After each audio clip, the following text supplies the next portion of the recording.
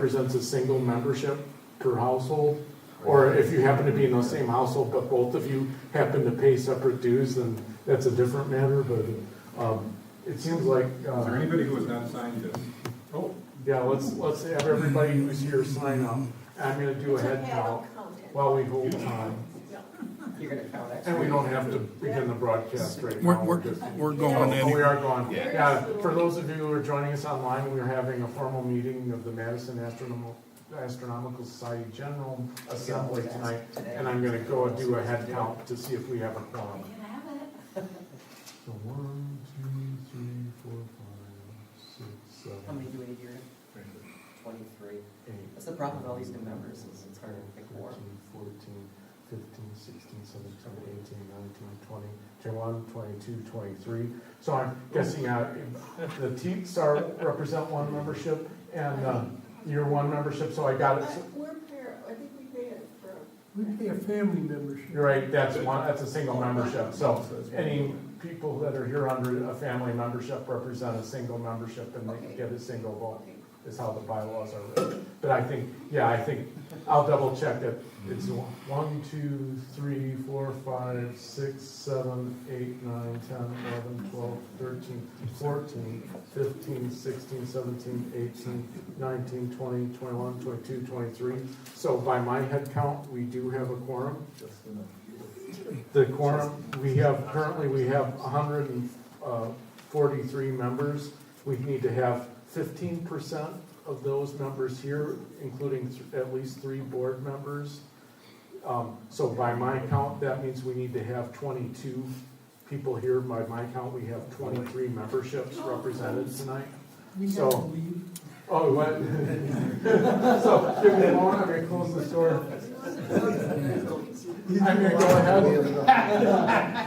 gonna go ahead and call the annual meeting of the Madison Astronomical Society to order. The time is almost exactly 7:20 p.m. Anybody else? 7:19. Yeah, in just a couple more seconds, I'm rounding up. I'm a scientist, I have a habit of rounding things up. You need error bars. Error bars, right? Error bars. Anybody Has not signed? everybody that's here tonight, has everybody signed the attendance sheet? Because that helps with our record keeping. Great, I almost said record creeping. That's creepy. All right, yeah, I would like to call the meeting to order, and it was at 7:20 p.m. And first order of business is to quick confirm that there is a quorum, and if the secretary agrees and the treasurer with that count agrees, I count 23 memberships represented here, which is There are 24 signatures on. 20, there are 24, but yeah, some of there's 4 of those people represent 2 memberships and get 1 vote apiece. And I counted again. I'll count again. There's 1, 2, 3, 4, 5, 6, 7, 8, 9, 10, 11, 12, 13, 14, 15, 16, 17, 18, 19, 20, 21, 22. So yeah, I count 22. Oh, what? And you, right? Yeah, I counted me, right. Yeah. So we know, I confirm that we do have a quorum. Is there any disagreement on that? Hearing You're none? the president, you count as 2. 2 of what? That's a good question. All right, so first our order of business tonight is just to present the slate for the next year for the board of directors serving for the next year, and I will go to the next page if the software will let me.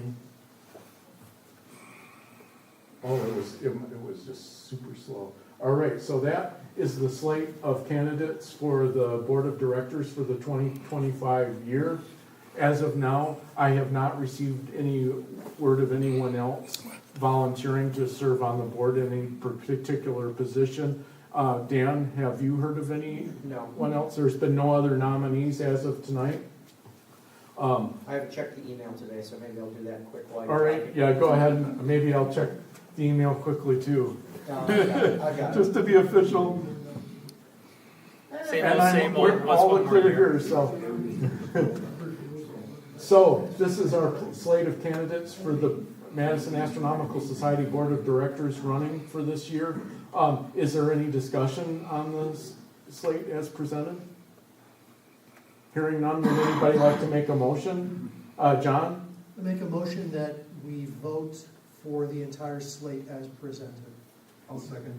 Okay, we have a first and a second. We have a motion on the table. Is there any additional discussion?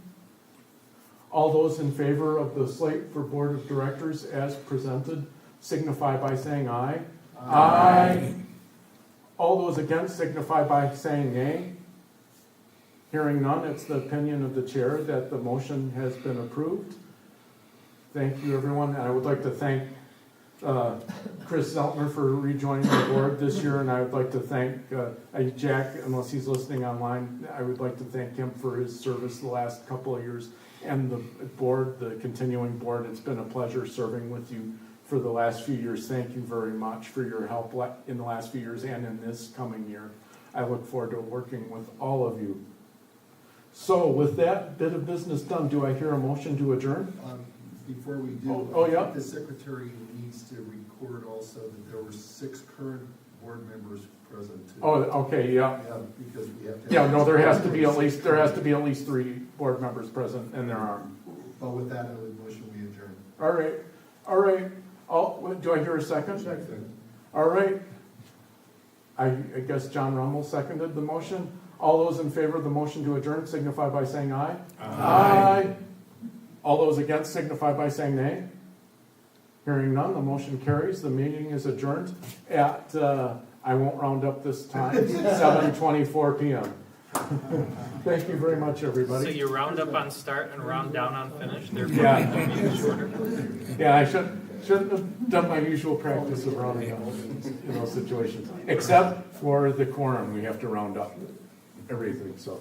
All right, so while we have a little bit of time, we've got 5 minutes, some quick announcements. I'd like to thank, I guess there was a nice effort at tree planting, Chris. I'd like to thank Chris for ordering and getting trees.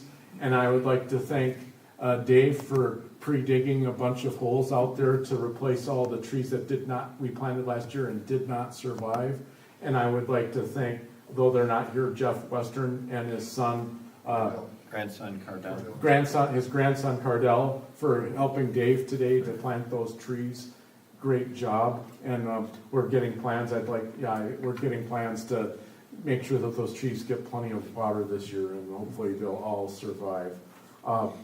I'd also like to thank last Saturday we had some members of the club, Martin, we had Rick? Yeah, Craig Jewell and Rick help us out. We teamed up with the UW Astronomy Club and celebrated Astronomy Day by having a public outreach star party at the library mall. It was a lot of fun. We had a lot of fun chatting with passersby. There were a lot of curious, highly fascinated people, so it was a great time for everyone. So we'll be seeing the UW Astronomy Club again, hopefully at Moon over Monona Terrace, which is coming up the first Friday of October. Coming up here this week, I think I might want to attend this one. If you're saying to yourself, one astronomy-related lecture this week is not enough for you, you want to come back here to UW Space Place here Tuesday, May 13th at 7 o'clock, where Kelly Terrell and Jim Lattis will present Chasing the Stars, Women of Washburn Observatory. Long before women were welcome in astronomy as professionals in their own right, they worked in critical, nearly invisible roles in astronomical research, often referred to as computers, who processed and analyzed the data that resulted in published work. Based on their recent book, Chasing the Stars, the author will present the stories of the women astronomers of Washburn Observatory and their evolving contributions to Wisconsin astronomy. That sounds like a really fascinating presentation. So that's coming up this Tuesday, May 13th. Coming up in our own society, Saturday, May 24th, we're going to have another monthly star party. Fortunately, last month the weather cooperated, and those of us who were there, we had a great time. So we encourage on Saturday, May 24th, weather permitting, that all MAS members should join us at Yana Research Station for a planned star party. Are there any questions on any of those things so far? Lawrence, did you say from Moon over Monona, first Friday in October? Yes. Okay. And if I looked at my smartphone calendar quick, I could give you the precise date. Bear the with 3rd. me. It's, yeah, October the 3rd. Yeah. I will confirm that. It's Friday, October the 3rd.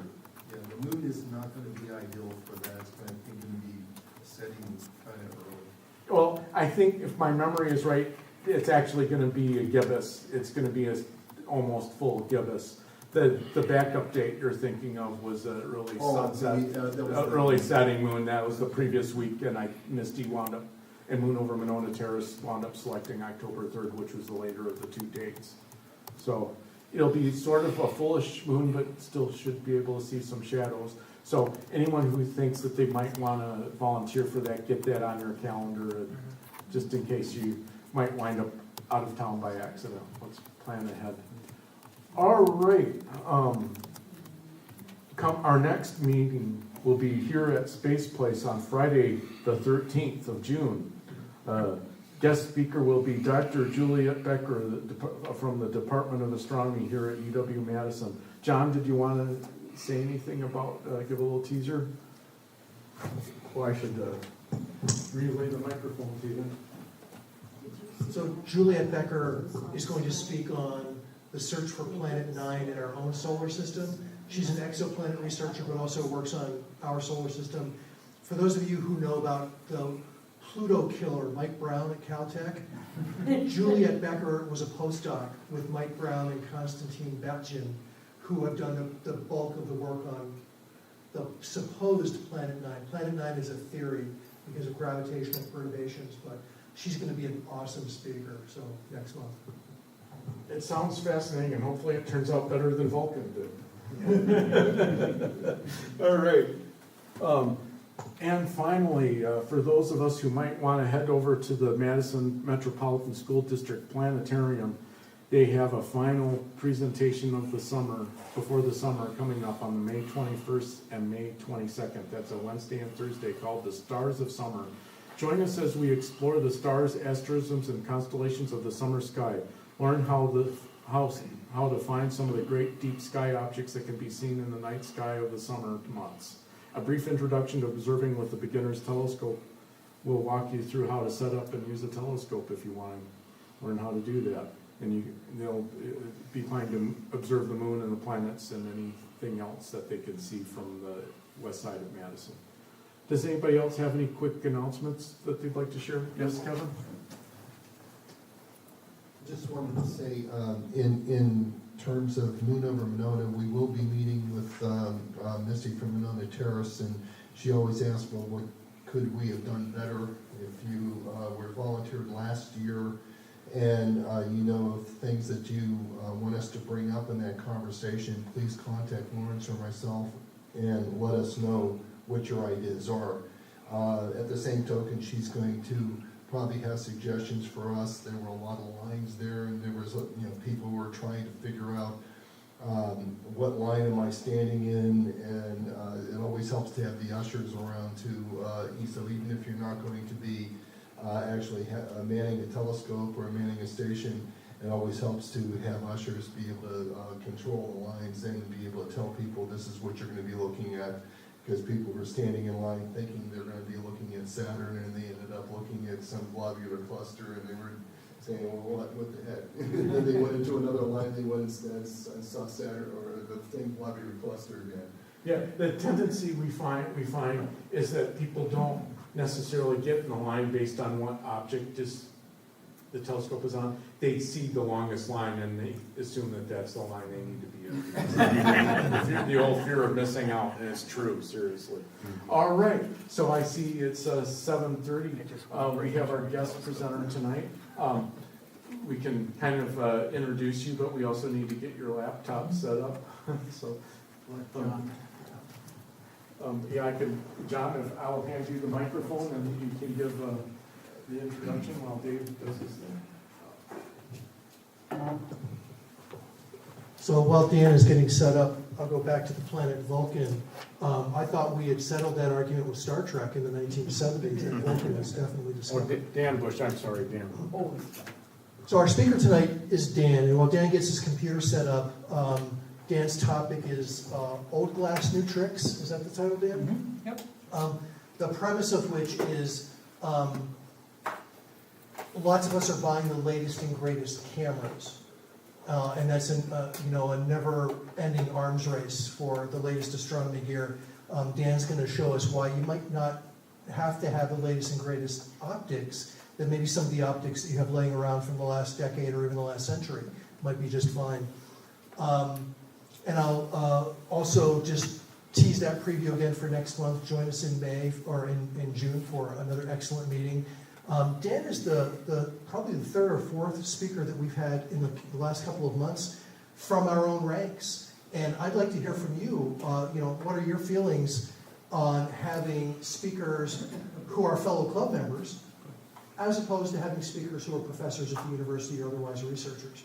I think that I tend to enjoy homegrown talks like Dan's, just as much or more than I enjoy the pros. Dan, are you mic'd up? Not mic'd up, computer up. Oh, there's a microphone right there, or you can use that one. I realize it's fine.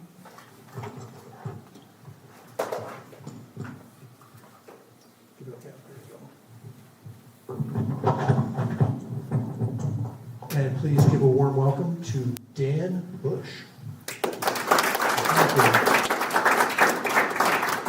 Thanks very much, Sean. Thanks, Lawrence, for running a fine 4-minute Robert's Rules meeting. Sometimes you got to do that when you have assets and business and things. I certainly understand that. I've done some of that in my life and my career. My name is Dan Bush. I am a member of the Madison Astronomical Society. I have been for, I think, probably 3 years now.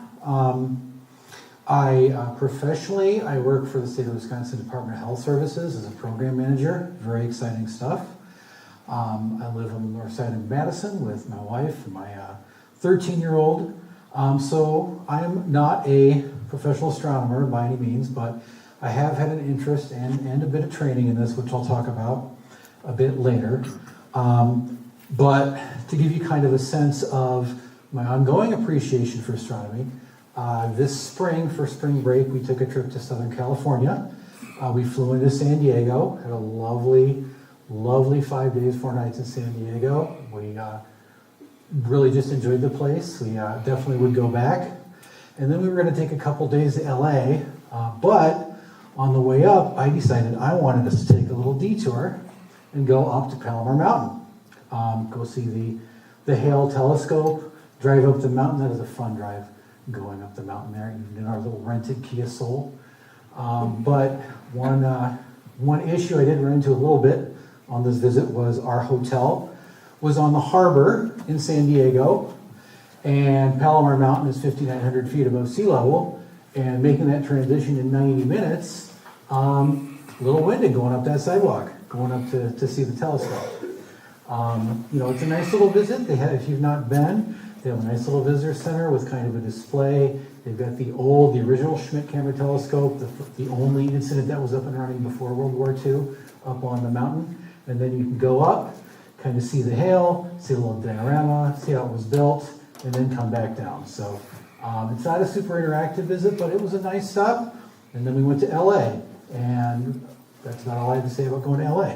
Did you remember to fill up your car before you went up the mountain? Oh, absolutely, yes. Because Yes. it tilts back pretty far. Yes, we had plenty of gas going up and didn't need very much coming back down. So primarily, I do astrophotography. I have a small 60 millimeter refractor. I do have some camera lenses. I've got a DSLR. I have a fairly new digital monochrome camera that I've gotten. But what I want to talk about tonight is sort of thinking about the photography side of astrophotography and thinking about some of the choices that we make when we do astrophotography. Now, what makes astrophotography different from other photography, daylight, landscape, portrait, etc.? Well, there are two really big differences. The obvious one is the subject, right? Astrophotography is the night sky and objects therein. But the other difference, and the difference that creates all the problems and challenges and everything for us, is the signal to noise ratio. So here are two images that I have taken. One of them, obviously, M31, the Andromeda Galaxy.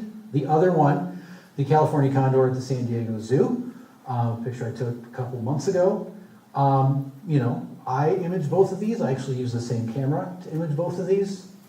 But you get about 1 million times more signal with shooting a bird in broad daylight at the San Diego Zoo versus trying to shoot even a bright galaxy like M31 at night. It's on the order of about 1 million times.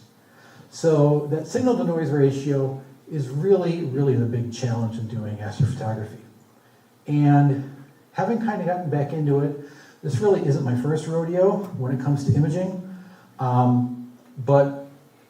So I do have some background thinking about astrophotography as science. Obviously, not to the extent of, Edwin Hubble, the guy, sitting there steering that big telescope on Mount Wilson at night manually for hours on end, sitting in a chair. That would be a big pain in my ass, but he did it for years and years and years and discovered all kinds of fun stuff. And then, of course, our spacecraft, obviously, they're doing astrophotography and they're returning images to Earth, TV images during the Voyager probes, and then more modern digital images when it comes to the Hubble and now the Webb telescope. I did a little bit of this myself. So I did my undergraduate at UW-Oshkosh, and if you don't know, the University of Wisconsin is in a consortium of universities that operate what's called the WIND telescope at Kitt Peak National Observatory in Kitt Peak, Minnesota. The WIND telescope is a very nice 2.1 meter telescope. I think it was built in the late 80s, if I recall correctly. But as part of the deal, they also got the old 36-inch telescope. And as part of sort of getting approval as UW-Madison to put money into this, there are a bit of money going into that from the other UW schools. So students who are in the astronomy or the physics and astronomy departments at the other UW campuses and the faculty there do have the opportunity to do observing, or at least they did 25 years ago, I believe they still do, at the 36-inch telescope. So my one and only observing trip I made was January of 2002. You can tell because my manual camera put the dates on there. And I was away with my professor, Michael Briley, who was the astronomy professor at UW-Oshkosh for a long time until he went to Appalachian State University in North Carolina to start a department down there.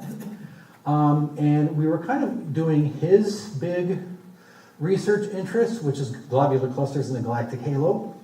So I remember that we were observing globular clusters in the constellation Sextans, and mainly we were trying to get spectra. So not a lot of exciting imagery, but that big picture kind of at the bottom, that is the camera we were using. That is a cooled CCD, a vintage about 30 years ago. So obviously much worse than the camera on your phone that everybody carries. But this is what we had 25 years ago. I got very sick that week, so he ended up doing a lot of the observing without me while I kind of coughed up some interesting things, but I got well enough for the flight. Sadly, some of the facilities up there were destroyed in the fire. Not the telescopes, but the dormitory and some of the other facilities were destroyed in the fire about 10 years ago, but they've been rebuilding those. So that was kind of the path that I was on. Now, when we think about astrophotography, there is a very scientific aspect, and these are two Hubble images from the summer of 2001 of Mars, back before we had constant orbiters, and if you wanted to check the weather on Mars, you had to use the Hubble. This was from, the first image is from June, that was at opposition, and then in September when one of the big planet-wide dust storms was going. Now there's obviously some science value in being able to observe, track the dust storms, see how they go. But there are also some aesthetic qualities to this. And the left-hand image, I actually have a photographic print of that I keep on my desk at work, which when we move out and don't have our own desks anymore, I'm not sure where I'm going to put it. But I brought that home from my internship that summer at the Space Telescope Science Institute in Baltimore. So this is a group photo that we took. I'm there in the back. Hopefully you can spot me kind of back toward is all of us who were interns that summer at the Space Telescope Institute. On the right is David Soderlund, the longtime director of STSCI. Front left in the red shirt, Kate Dellenbush, she actually ended up getting her PhD in astronomy here at UW. Kind of overlapped when I was in grad school for my MPA in the late 2000s. I believe she's at Bowling Green State in Ohio now, kind of directing their planetarium and doing some teaching as well. But we had a whole international group. The guy standing in front of me, not the shorter guy with the beard, but the taller guy, his name was Tom. He was from Oxford in England, but he was born in San Francisco and he loved baseball. So he showed up a little early and he was going to go to the Orioles game. And they hadn't changed all the signs yet from where they used to play at the old Memorial Stadium. So this dopey English white guy wandering the streets of Baltimore trying to find the ballpark for 3 or 4 hours, just walking around, not knowing where he's going. I guess some taxi driver finally took pity on him and dropped him downtown. But he was one of the guys I worked with. But my role, and one of the people I enjoy working with the most, is standing next to Tom. His name is Simon Crawshaw. He was Scottish, and he worked in the image processing department. I worked in our Office of Public Outreach, and I got to know him and work with him fairly directly over that summer. And he was doing image processing. He and a couple of the other interns in the team were doing images manually in Photoshop on Mac Performa computers. So they were doing alignment, they were doing color correcting, they were doing gradations, they were doing all the stuff that we have all these nice tools for. They were doing with 25 years ago version of Photoshop. But that was how they made those Mars images, the famous Pillars of Creation images, all the Hubble images of that era they were made on Macs in this building in Baltimore, Maryland. And I found over the course of my summer in the Office of Public Outreach that I really enjoyed the outreach more than the physics and the stuff that I was going back to at UWO. So I eventually ended up changing majors. I graduated with a political science degree, did not go be the astronomy scientist, but I maintained kind of my interest in everything. And as we got into COVID and thinking about things, that's kind of when I got back into astronomy and I started doing astrophotography. So we know that astrophotography is science. That's almost all science and astronomy is done with astrophotography anymore. It is a technical challenge. We had the great presentation last month about imaging quasars from your home here in Dane County, Wisconsin. And I don't think anyone would argue those were aesthetic images, but they were a technical challenge and they were a fun technical challenge. And that was a great presentation we had. But a lot of astrophotography does have some aesthetic qualities. And when you're thinking about doing astrophotography, I think there's sort of a version that is, you're always trying to upgrade, you're always trying to get better equipment, you're trying to get more aperture, you're trying to get more pixels, you're trying to like upgrade and find deeper and deeper stuff. But I guess what I kind of want to get thinking about is there an artistic aspect to astrophotography? Is astrophotography art? I think most people would agree that daylight photography, portrait photography can be art, often is art, but to what extent is astrophotography artistic? And really, when I talk about this, and you could get a whole, I'm sure there are people in the philosophy department on campus who you talk about what is art and you get them going for days and days. I'm not here to do that. But when I'm talking about this, there's kind of a generic definition. Art is the expression of creativity through a medium, and the medium constrains how you express that. So when you're doing art, you have choices. What medium you're going to use and how you're going to use it. And that's absolutely true with astrophotography, right? When it comes to medium, we've got optics of one kind or another, be it a telescope, be it a camera lens. Even if you're doing like radio astronomy, the dish is still optics. You're still using some type of optical setup to collect and focus photons coming in from the sky. You have some kind of collector, if it's a camera sensor, if it's a film in an older camera, the receiver assembly on the radio telescope. And then there's some processing that goes into it. Because again, that signal to noise, you're getting so very little on whatever you're imaging on, you have to bring that out somehow. Now there are a lot of different choices. You know, what glass are you going to use when you do the imaging? What are you actually going to point your telescope or your lens at? Are you going to use filters? How are you going to take your exposure? How are you using stacking or lucky imaging techniques? How are you processing? And then even then, you get to the final point where you're creating an image, you're still making some aesthetic judgments. How's the color balance going to be? What are you going to do to stretch the image? Where are you going to stretch? How are you going to stretch? How are you going to process the colors? But pretty much those are the same choices anybody else who's going around and taking pictures with a camera do, right? Except maybe for, stacking lucky imaging, that is a special astrophotography thing, just because, there are ways that we deal with our signal to noise problem. But everything else, it's just, they're the same kinds of choices that people make when they're taking a nice landscape photo or a portrait or kind of art street photography. It's just we make different choices with different equipment. So these are a couple of my older examples shot on my color DSLR camera. Both of these are with vintage camera lenses. So we've got on the left IC 1396, East and West Vale, Pickering's Triangle, supernova remnant. It's in Cygnus. If you've imaged this. IC 1396 on the right. That's East and West Vale, Pickering's Triangle. And then IC 1396 on the right with the elephant's trunk visible in there. These were, a couple years ago, I was kind of working on my processing, imaging skills, etc. One thing on the image on the right that I didn't like about that one was the star there, 52 Cygnus, that's really blown out.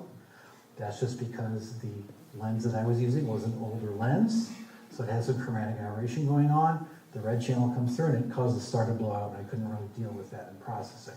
But this is some kind of prior examples of what I've done. But when I'm talking about old glass, new tricks, I'm talking about some very old glass. Glass older than me, glass older than a number of folks in this room. This is the Asahi Optical, who made Pentax brand cameras. Their Super Takumar 135 millimeter telephoto lens. This was produced during the Nixon administration, and it's a full frame telephoto 35 millimeter lens. Now this lens has three very desirable properties when it comes to doing astrophotography. It is a manual focus lens. It is purely a manual focus lens. Autofocus, image stabilizing, they're great when you're taking pictures during the day, you're trying to capture moving objects, etc. But they are unhelpful and useless when you're doing astrophotography.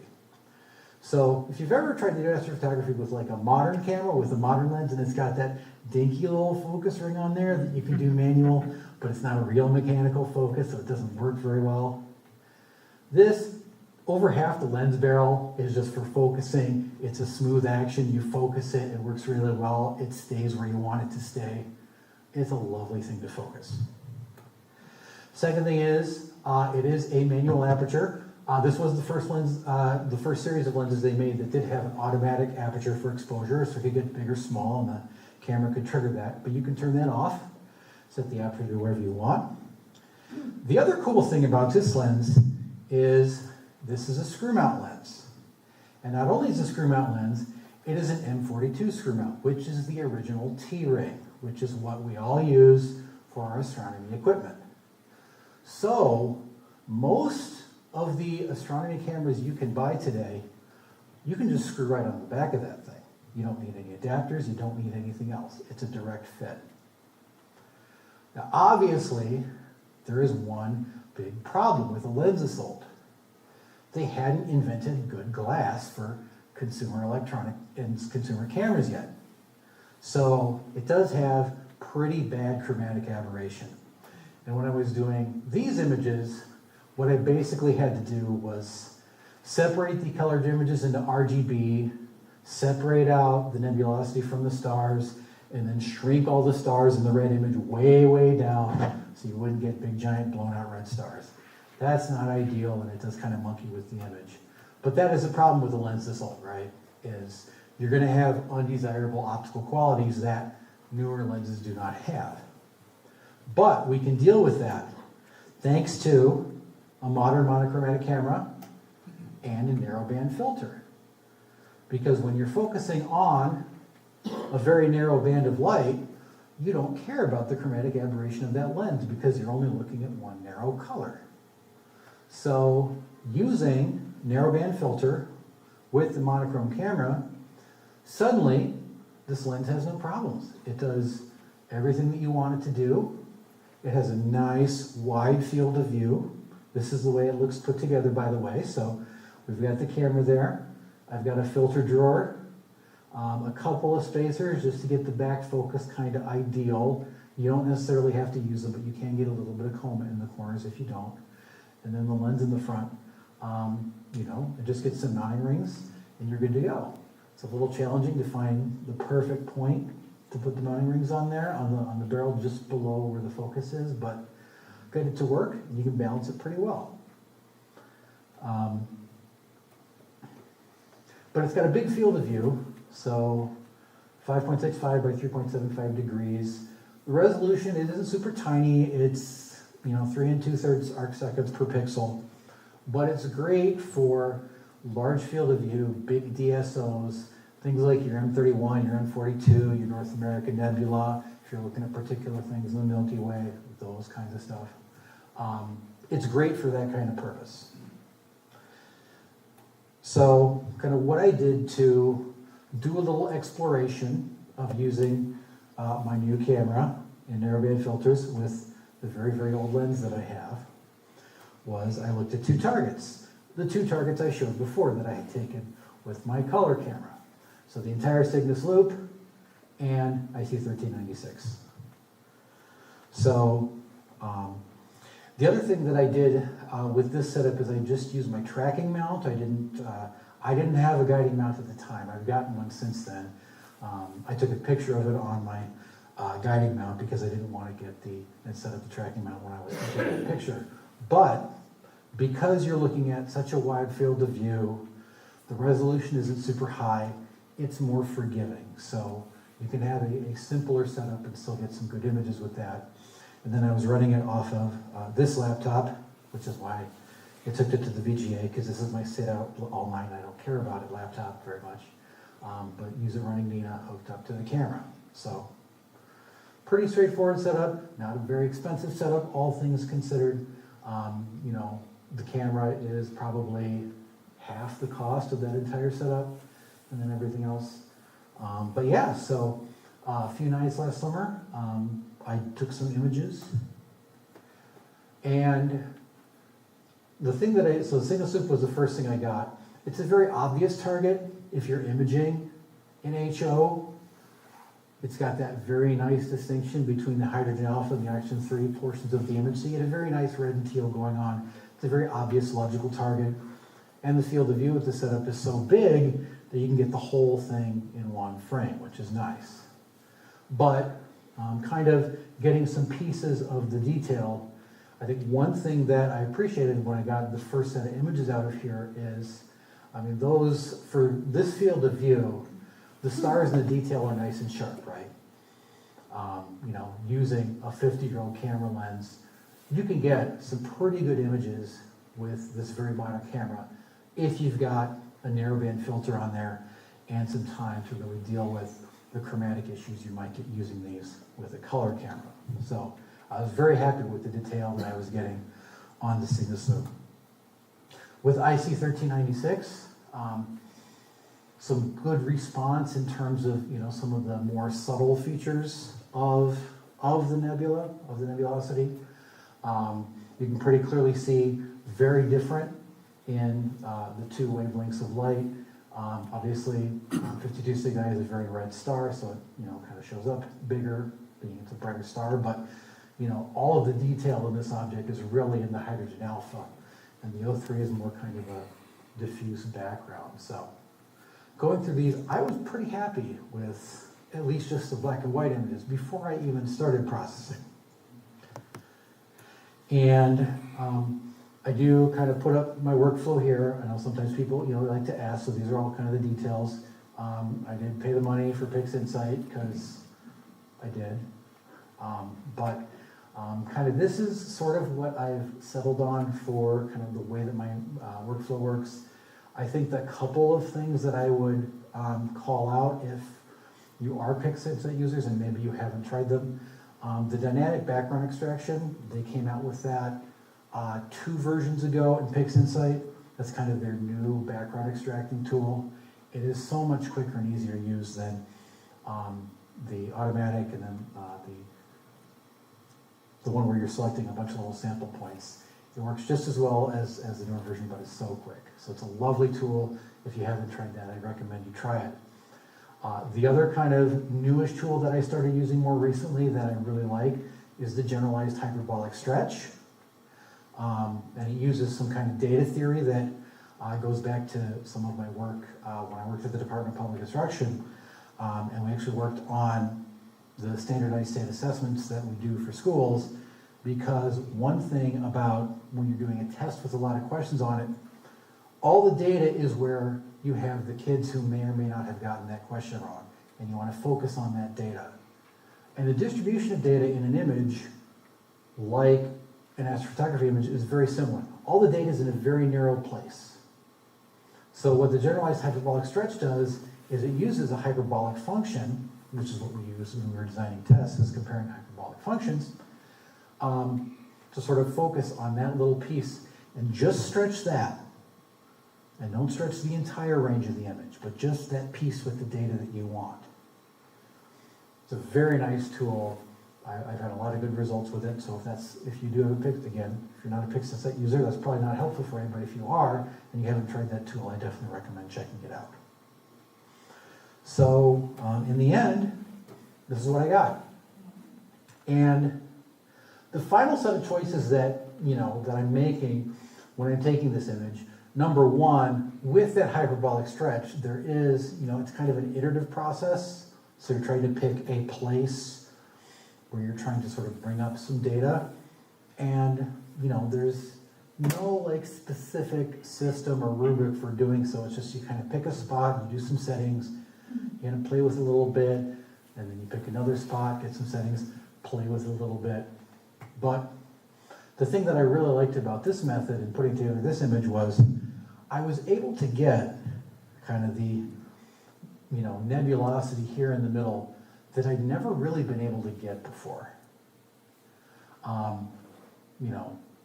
Classic HO palette on this image, you get the red, you get the teal, and it looks great. So I was very happy with this one where it came out. Now the IC 1396 image, I did a little bit different kind of work with the colors. So this isn't a straight HO palette.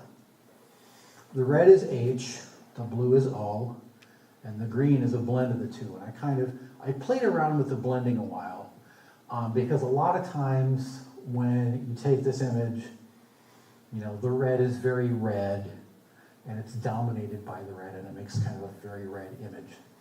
But what I wanted to do was kind of highlight the background a little bit and stand off, get the elephant's trunk and some of the darker areas to stand off. So as I was just playing around with the blending, I kind of decided that what I wanted with this image was to have kind of a duskier red, more of a brown, more of an orange, because I felt like that helped set off some of the darker portions of the nebulosity. And that, I think, is a good illustration of when I was talking about making what is essentially an artistic choice, right? I'm not doing this to do any groundbreaking scientific observation of this object in the sky. It's pretty well studied. I'm not going to get anything new unless I luck out and some nova pops up. But beyond that, I'm not doing science. This is an image that I'm taking aesthetically for me.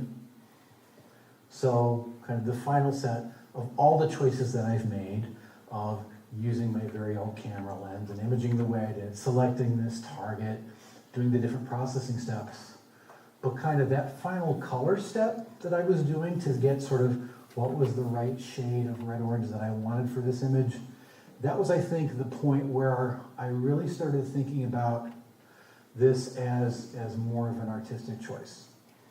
And so I think the thought that I want to get you thinking about a little bit, and that I kind of want to leave you with, and if you want to ask questions, certainly we have time for that, and I'll be glad to, is when you are doing some type of, astrophotography imaging, and you're doing it for an aesthetic purpose like this, you're imaging something that's been imaged a bunch of times before, and you just want a nice image that you've done yourself of that, there are a lot of choices involved. And that, you'll get one kind of image with a big, C8, C10 that has a, 1800, 2000, 3000 millimeter, focal length, then you're gonna get a very little piece of sky, get a lot of pixels on it, get some very cool deep sky objects. But you could use other equipment to get something like this, and I think this is a nice image. So I think with that, this was the old glass new tricks, and I'll leave it up for any questions or discussion folks have.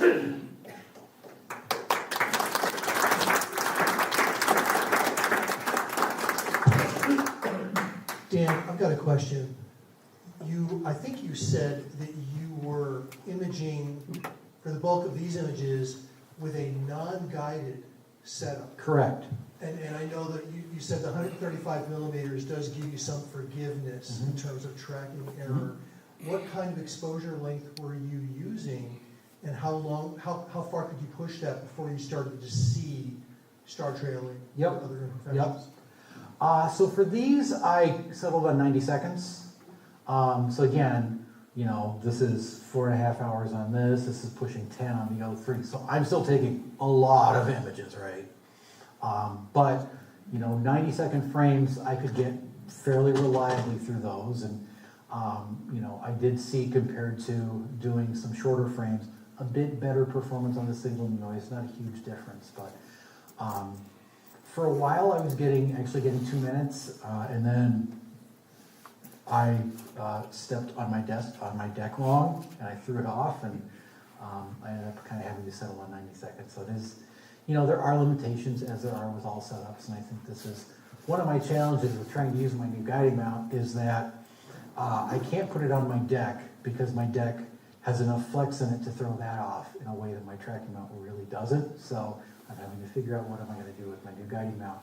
Hopefully, and I do get jealous when I see an email on Tuesday saying I'm going to YRS tonight, because I'm like, I wish I was retired too, but sadly, I got 13 more years in WRS before I can consider that.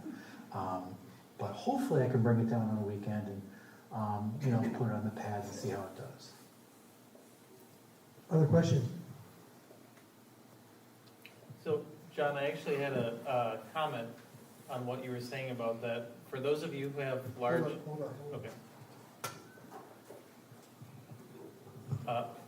For those of you who have large mounts and are running a big refractor or a Schmidt-Cassegrain on it, try taking that off and putting a camera on there with a lens. So I've had really good luck with a 300 millimeter lens on something like a CG Atlas or my HDX if it's polar aligned well.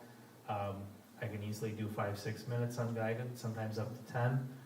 With something like a 100 or 135 millimeter lens, you can push 12-15 minutes. I mean, at that point, the sky's washing things out at those focal ratios. I also had another comment about those Takumar lenses. If anyone here is into ultraviolet photography, I know that's not going to be much for astrophotography, but those lenses are fantastic for that. And that's actually why you're seeing the red chromatic aberration. They were designed for film, which was generally not sensitive to red light, but very sensitive to UV. So unlike most astronomical optics, where you're used to having the blue halos around things, those actually have red halos, but they'll see deeper into UV than most modern lenses. So, really good talk. Thank you. Glad someone else is doing this kind of stuff. It's really rewarding. Well, and it's nice to, you can get this in a single frame, so you're not doing a mosaic, right? And, even with, kind of the focal length and the resolution, it's, 3 2/3, arc seconds per pixel. But this still looks great at like an 8x10 or a small poster size, right? It's, unless you're gonna put it up online where you want to put out Astroband and people to zoom into the detail, for just presenting this as an image, this works great.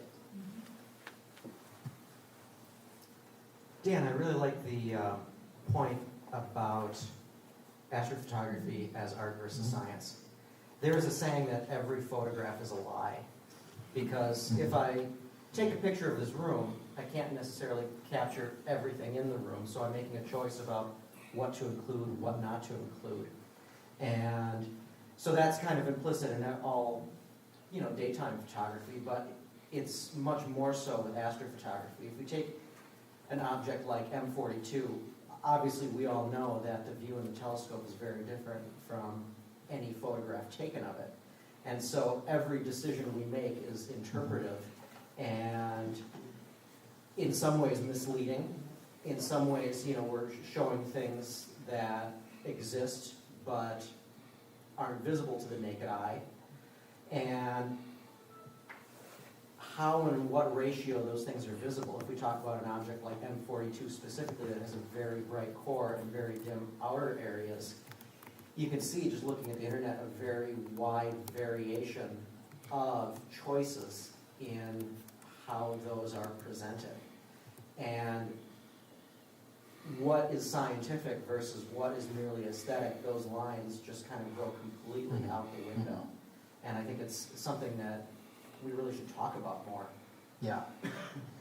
I mean, there are very few, thank you for that. I mean, there are very few images that there is theoretically some point in space that you could go to and look out and see that, right? Like even, most of the planets, sure, but even like Pluto, the New Horizons image of Pluto, it's a very nice color image that it took of Pluto.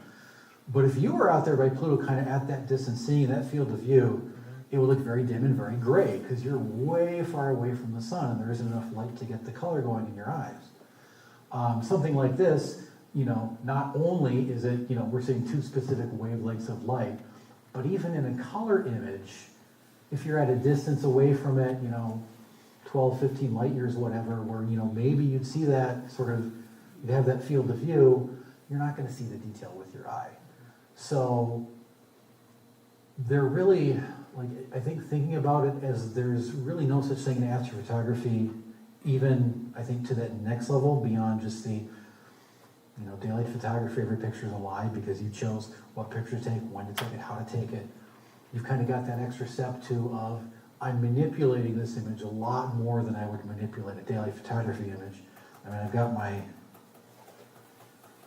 California condor that I, took a photo of when I was in California, but I chose to take that at a very wide aperture so that the background would be blurred. But I didn't have to do a lot of processing of it. That M31 took a while for me to process, and that's kind of the, and actually, M31, if you got at the right distance, maybe you'd see something close to that. But again, I agree. I think that's kind of what I wanted to provoke, is just thinking about how you're using your equipment. Those are all choices that you're making to get to the final image, and there's no hard scientific truth in an image like this. This is just my personal thing that I made with my equipment based on how I chose to use it. Yeah. We have kind of an implicit assumption, maybe we who've been doing this a while know that it's not true, but we also know that our viewers in the general public don't know, but that this is not what the object looks like. If we were to take the Starship Enterprise to M42 and look at it so it fills a window, it would be pretty bright. M42 would be, but we wouldn't see all that blue, we wouldn't see all that red in the veil. We'd definitely see the trapezium though, and we'd see the core. And you'd very shortly die of radiation. You have your shields up. I would qualify that, I would say it's not a lie because you're just bringing out what's there. It's just we can't see it with standard human eyes. Yeah. As long as you're bringing out what's really there. Depends how you define a lie.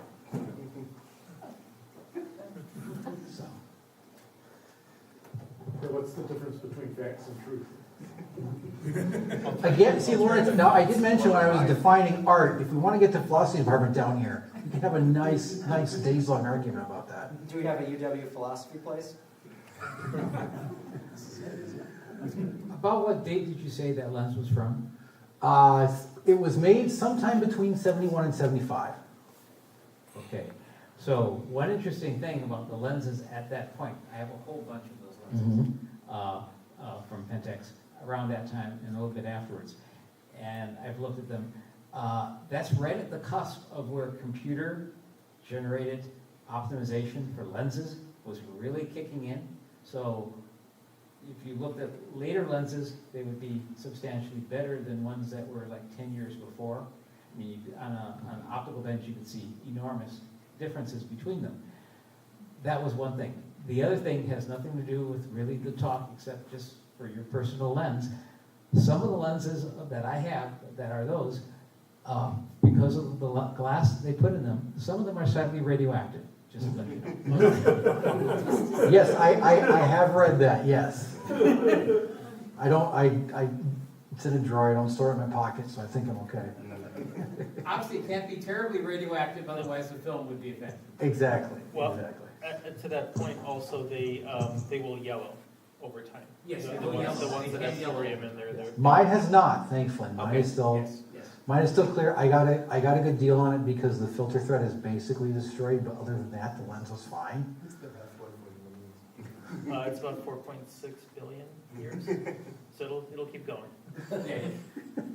Don't leave film in the camera. So, Dan, thank you. That was an excellent presentation. Just two questions. So, other than chromatic aberration, have you had any issues with coma? It seems like it produces pretty flat field. Yeah, with the narrow band and then getting, adding a couple of spaces in there just to get, the best back focus you can get, I have not had any issues with coma. Okay. And then the second question, have you tried any just nightscape astrophotography using those type of lenses and a cooled CCD?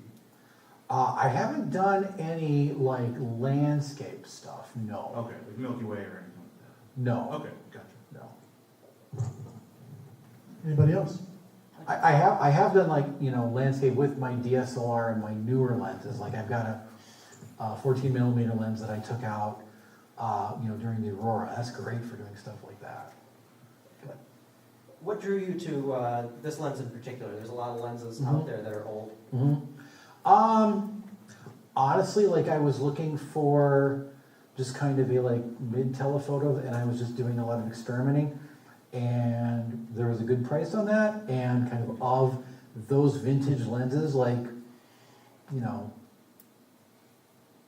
Asahi and Necro lenses have quality, and everything else from the 70s is just So that's why I went with that one. There wasn't a lot more deliberation than that. Last call.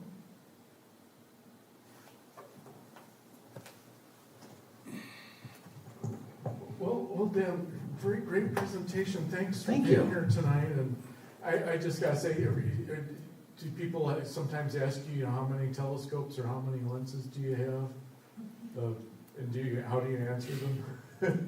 I have my 60 millimeter refractor. I have that lens. I have a 200 millimeter Nikon F lens that's almost exactly the same age as me, and I just turned 43. But then I've got like some newer Canon lenses for my camera and everything. So, but as far as telescopes go, I've just got the 60 millimeter refractor, which I brought up to Wireless a few times. Yeah, I gotta say, this is a great presentation. It's just another reminder. I mean, you can never have too many lenses if you're really into this astrophotography. Yeah. I mean, I've got 4 wedges. I've got the pitching wedge, gap wedge, sand wedge, and lob wedge, and then there's all the rest of the clubs. And if you really are inspired to capture every object that's out there in the sky, you might need, Milky Way, you might need a 10 millimeter lens, or if you want to do the Bernard's loop around Orion, you might need a 40 or 50 millimeter lens, 100 up to, my refractor is 480 millimeter, and then if I want to image planets or deep sky objects, all the way up to 4 meters. So you can never, it's whatever you want to look at. And you have the right tools to do it. So. Lawrence, when you said 4 wedges, I thought you were talking about for your SCT. No, I was talking about golf clubs. I often compare telescopes to they're like golf clubs. Yeah. You can never have too many. So. I was gonna say I have 3 wedges, but they are for my telescopes to mount. So. Well, thank you so much, Dan. Yep. And, Thanks. I guess that will conclude conclude this month's meeting of the Madison Astronomical Society, and come here, like I was saying earlier, come here again Tuesday. Dr. Lattis is right back there. He's going to be doing a presentation along with the co-author of the book about the women who were very successful at doing excellent science at Washburn Observatory. That's this Tuesday night at 7 o'clock, and we'll be back here next month on Friday the 13th. Good night, everyone.